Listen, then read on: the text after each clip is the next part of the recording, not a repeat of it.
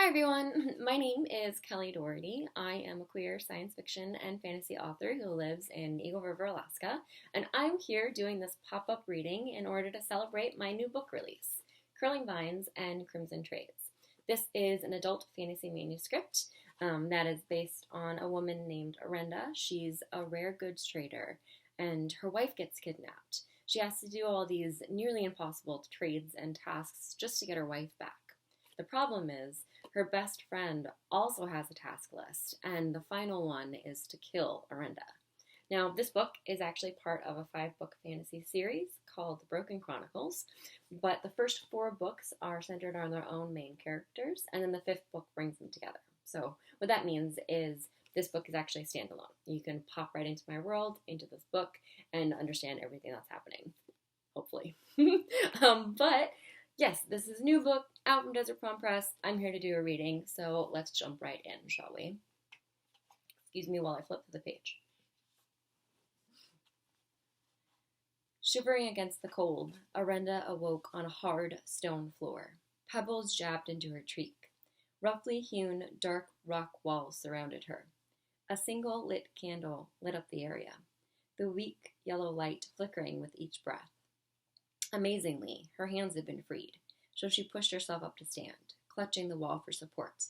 An ache shot down her side when she straightened. She gasped. Her scalp twinged where someone had grabbed her hair.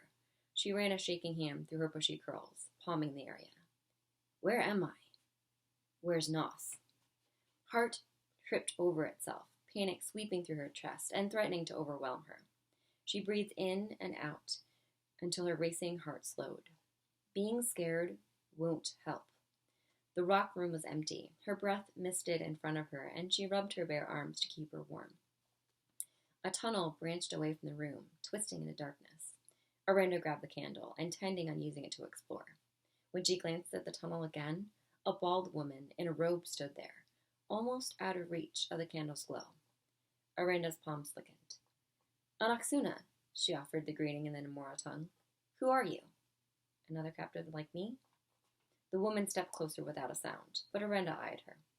The woman's markings, sharp brown points like thorns on a vine, stood out on her wrinkly, pale yellow skin. A Namora indeed, and an old one. From the markings, Arenda knew this woman came from Morteg Grove, the home of the low bush Namora, who cared for and traded shrubbery, berries, and even flowers. She traded with them before, a peaceful people. But what is she doing here?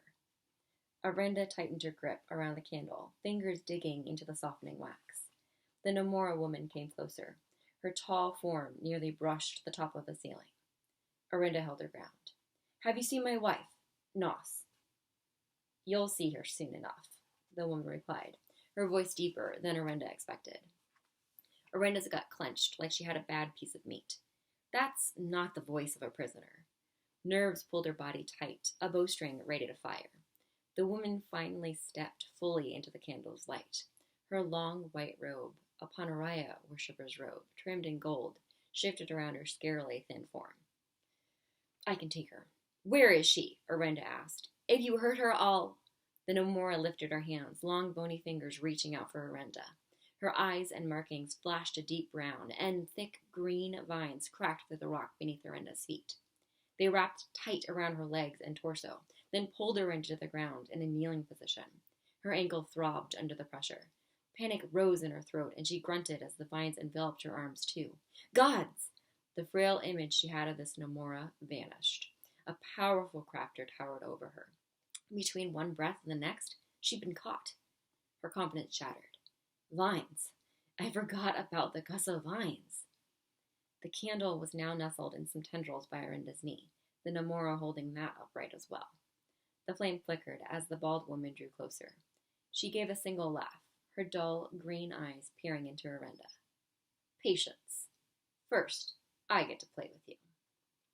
Kneeling, the woman tore Arenda's tunic off, revealing the dark umber skin of her shoulder. She grabbed Arenda's hair and yanked her head to the side, running cold fingers across her neck and the top of her shoulder. Arenda trembled. Nausea turned her stomach. The woman gave Arenda a sickening grin. Her eyes glowed bronze, the thorn-like markings doing the same. This may hurt. 10 green shoots branched off the vines, holding Arenda's legs, crawling their way up her chest, heading for her right shoulder. Arenda strained against the vinings as the tip of each shoot lengthened and thinned into a needle-like point, all of them hovering over her skin. Her heartbeat pounded in her ears. What is she? She didn't have the time to finish her thought.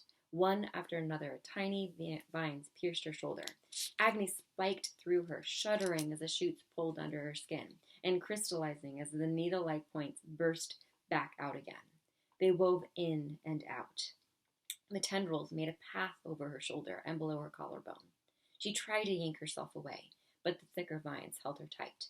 The tendrils felt like fire, and she nearly blacked out from the pain. It would have been a blessing to pass out. Finally, the shoots stilled. Arenda panted, skin burning. The Namora woman grinned, eyes and markings dimming to their usual coloring. She wiped some of the blood oozing down Arenda's arm, staining her fingers a dark blue. I do believe this is my best one yet. Best one? Steeling herself, Arenda looked at her shoulder. Bile rose in her throat. A circular design of tendrils had been embedded into the top of her shoulder, tracing down under her collarbone. Stitched. The blood pooled around the greenery. How? Arenda had never known crafting like this before, not even the tales her parents told her as a child. While she gasped at the sight, the agony subsided into a dull ache. Fresh scabs formed around the vines. Fingers gripped her other shoulder, and it took Arenda a few moments to realize someone was healing her. She craned to look where fingers stood beside her in a white robe, face hidden by a hood. A moment later, the figure let go and disappeared into the shadows of the rock corridor. They hadn't healed her completely, but they did take the edge off. The burning sensation had subsided into a sting. The bald woman tilted Arenda's face back to her, capturing her gaze in an intense green glare. Listen to me, Arenda. These vines are part of your contract. Each time you complete a task, I will know, and one of these vines will wither and die. Once you complete all 10, the contract will be complete, and you may return for your wife. Contract? Tasks? Arenda's mind spun before stalling on the woman's last words. Return for my wife? Nos. A new wave of dread clutched Arenda. She threw her whole body against the vines. The greenery didn't move. She tried to pull her hands free and failed there, too. What is all of this? What did you do to Nos? Nothing, the woman chuckled. Yet. Arenda's heart thudded as fear tingled through her being. Yet? She had to see Nos. She had to see Nos right now. How do I know you're not lying? I will show you. The woman raised her hand, and her eyes and markings glimmering to copper once more. The thicker vines around Arenda's body fell away. Arenda stood. Her legs wobbled. Her entire body trembled. On instinct, she touched her wounded shoulder. Her skin was tender, bruised blue, and when she moved, a shooting pain tore through her arm. She tucked her ripped tunic under her arm and straightened. I have to save Nos. Arenda took a deep breath. What would you have me do? Follow me. And there you have it. And that is the end of this really brief snippet of this book, Curling Vines and Crimson Trades. And just so you know, you can actually get your copy today on the Desert Palm Press website, as well as on Bella Books, Barnes & Noble, bookshop.org. If you look at my website, kellydoherty.com, you'll be able to find all the locations there as well. And just keep in mind, this is actually an ARC copy or a proof copy, so when you get yours, this fancy little banner will be gone, and the cover will be very pristine. It looks gorgeous. You're going to love it. Anyway, I hope you really enjoyed my reading. Just a little pop-up celebration thing I wanted to do. And have a lovely day, and happy holidays. Bye.